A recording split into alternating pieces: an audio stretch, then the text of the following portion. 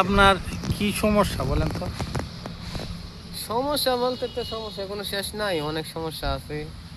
গরিব মানুষ, মনে করেন টিয়া পয়সা নাই, অসুখ রোগ, সব দিক দিয়ে তো বিপদ আপদ আছে। অর্থনৈতিক সব দিক দিয়ে দুর্বল, জায়গা জমির সমস্যা, বাড়ি ঘরের সমস্যা, হ্যাঁ এই নানান সমস্যাই আছে আর কি।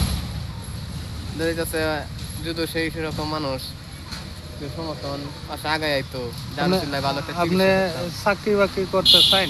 চাকরি করতে চাই, তবে চাকরি আগে আমি আমার নিজের সুস্থতার জন্য সবার কাছে দোয়া চাই এবং ভালো একটা চিকিৎসার জন্য সবার কাছে একটু হেল্প চাই, যে সুস্থ হয়ে সবার দোয়া এবং অর্থ দিয়ে কিছু সহযোগিতা করে যদি কেউ থাকে করে, তার টাকার মাধ্যমে আমি একটু সুস্থ হয়ে পূর্ণাঙ্গ একটু সুস্থ হতে চাই। সুস্থ মতে আমি চাকরি টাকরি করতে চাই, চাকরি করে নিজেকে ভবিষ্যতে ভালো জায়গায় নিতে চাই, এটা আমার আশা। কিন্তু আমি কি সমস্যা আপনার?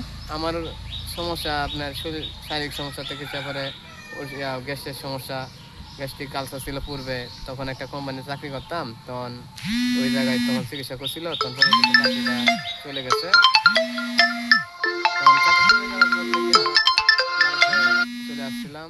বাড়িতে অর্থনৈতিক দুর্বল, বাপের জমি নাই, অন্য জায়গা হিসাবে থাকতে হয়। নিজের একটু বড় সূত্রে একটু জায়গা পাইছি, অল্প একটু জায়গায় এনে মানে থাকতে হয়, তেমন কিছু করা যায় না। খুব কষ্টের দিনকাল যাইতেছে, কারো কাছে চোখে লজ্জায় বললেও না, চোখে লজ্জা কারো কাছে বলতে আপনার পারি না। গ্রামের বাড়ি কোথায়?